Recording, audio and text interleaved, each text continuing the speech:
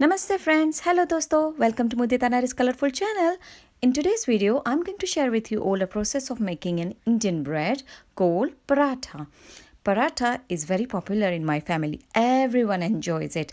So let's start without wasting a single minute. The very first thing that I'm taking is wholemeal wheat flour. Taking 300 grams of wholemeal wheat flour. Then I'm going to add 2.5 tablespoons of cooking oil.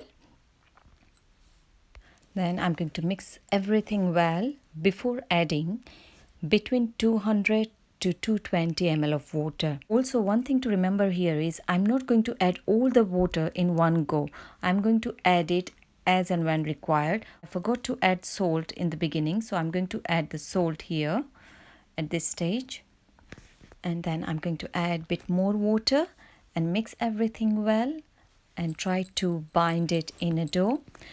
The reason I gave a range of quantity of water instead of a fixed number is because the preference of the softness of the dough is different for everyone. Some people find it easier to roll when it's extremely soft and some doesn't.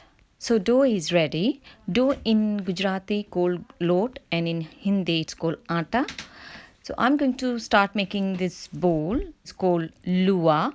I finished making lua and in total I made 8 luas out of the lot, and I'm going to take 4 tablespoons of cooking oil in a small bowl.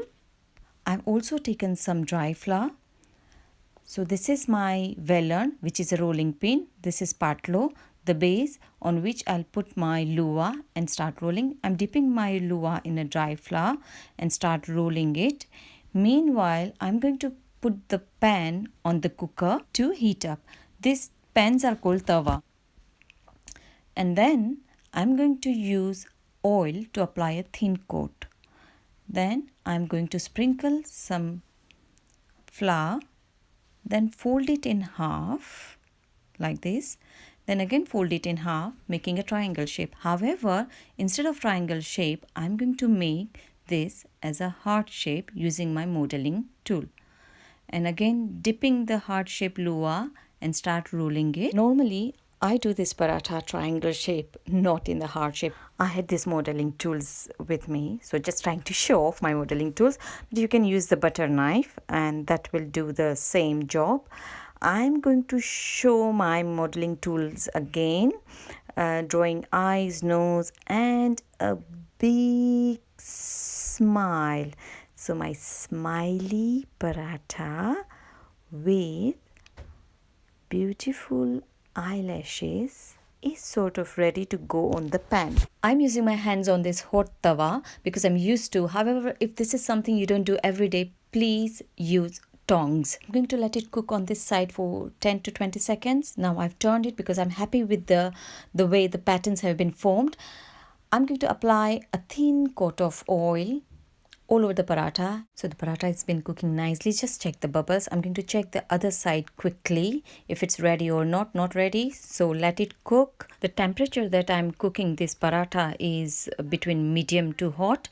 I'm going to check again if it's ready. It's still not ready. So I'm going to wait till I'm happy with the patterns. Now I'm going to just check. Yeah, that's fine. I'm happy.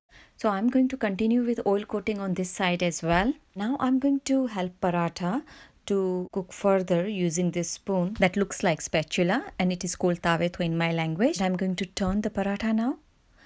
And what I did before and what I'm doing now is basically trying to press on the paratha gently just to make sure that it cooks from each and every sides.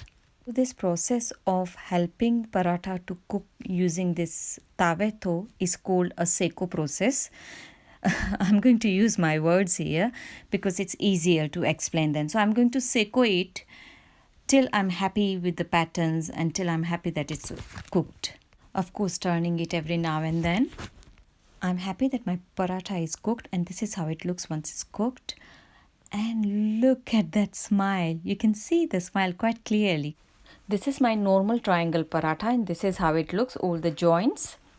I'm going to now seko this paratha, and look how happily it's puffing. This means that everything that I've done is right. That is from binding the load to rolling the paratha and to seko it.